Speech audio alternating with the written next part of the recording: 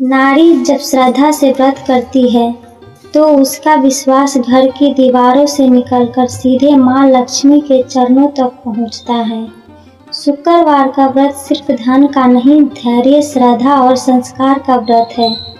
आज मैं आपको एक ऐसी कथा सुनाने जा रही हूँ जहाँ एक साधारण स्त्री की आस्था ने उसके सूने जीवन को फिर से उजाला दे दिया। एक छोटे से नगर में कमला नाम की एक स्त्री रहती थी। पति ईमानदार था पर आय बहुत कम था। घर में अक्सर तंगी रहती थी।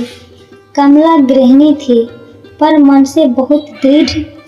एक दिन उसने मोहल्ले की एक वृद्धा से सुना, बेटी, जो नारी सच्चे मन से शुक्रवार का व्रत करती है, माँ लक्ष्मी उसके घर स्वयं आती है। कमला के मन में एक आशा की एक किरण जगी। अगले ही शुक्रवार कमला ने सूर्योदय से पहले स्नान किया, पीले वस्त्र पहने, घर साफ किया और माँ लक्ष्मी के सामने दीपक जलाया।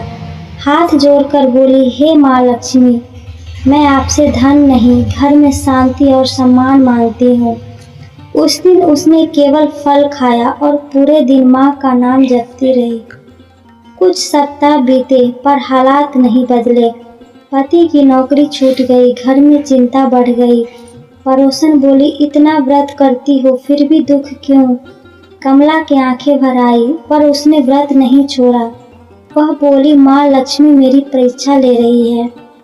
एक दिन ससुराल में कमला को ताने सुनने पड़े।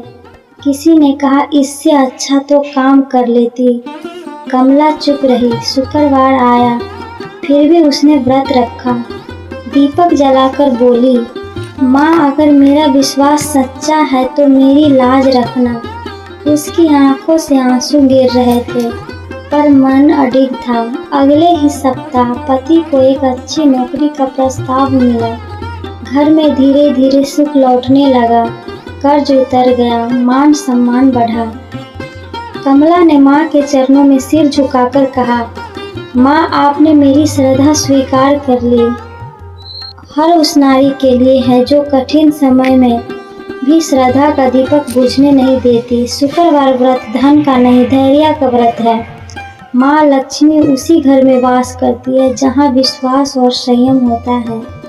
अगर यह शुक्रवार व्रत कथा आपके हृदय को छू गई हो तो इससे अन्य स्त्री तक अवश्य पहुँचाए। श्रद्धा रखिए, व्रत कीजिए, माँ लक्ष्मी सबकी मनोकामना पूर्ण करेगी। जय माँ लक्ष्मी।